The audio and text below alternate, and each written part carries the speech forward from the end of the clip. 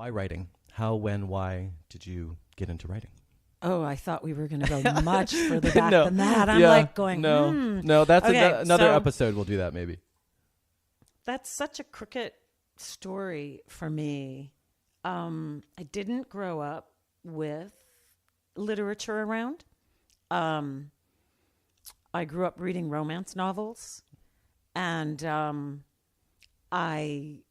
in fact, I think I was addicted to romance novels for a while. Addicted, no less. Kills the real world romance. Not really, but I just stumbled around a lot. Dropped out of college, did this, did that, did a lot of different jobs, lived out of a van, did tree planting, nurse's aide. I didn't even think about anything about writing until I went back to university and hung out with some other artists who kept saying, you're really creative. And then I was supposed to go get a job after I graduated, and instead I started writing in notebooks about 6 hours a day, just writing, giving myself strange exercises. And it was odd. And I came here to see about getting an MSW, Master's in Social Work. This is when I'm younger, and I'm thinking, oh, maybe I'll move there. I have friends who moved to, San Francisco. And this would have been back in 1989. And I found myself standing outside for no reason. I'd never done this before, standing outside the creative writing department, which is where I now teach. It's weird.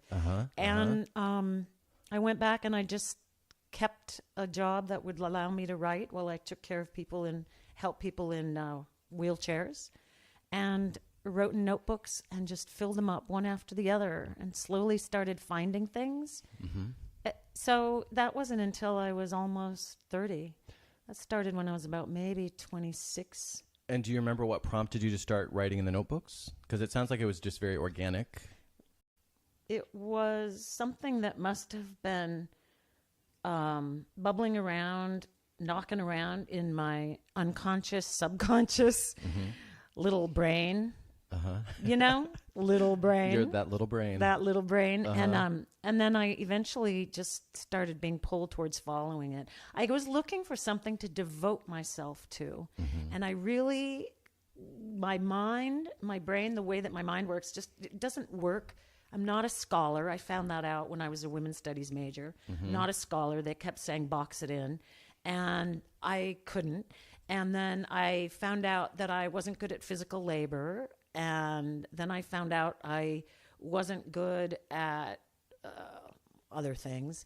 And what would pull me in was this almost like writing like a nun. I really was looking for something to devote myself to, the way nuns devote themselves to being a nun. I don't know what that means exactly. And I craved that. And so the writing in notebooks gave my obsessive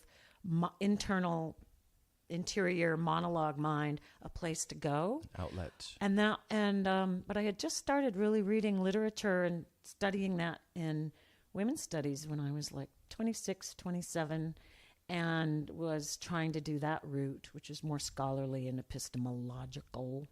That's a big one. That's a big one. And I wasn't good at it, but that's all right, because look where I landed. And then I don't know how to explain it. It's just I ended up here, and I ended up getting an MFA. But the notebooks was important. I think sometimes maybe people go to school too fast, too early, because I had a lot of time to really cultivate my subconscious, semi-conscious brain, that relationship. I made a really kind of playful relationship with that. For years before I started shaping. I would find things. And so when you decided to do the MFA, by that time you really did have this focus and this clarity of this is the path. This is the thing to which I want to devote my time and energy. I had the obsessive focus, Yeah.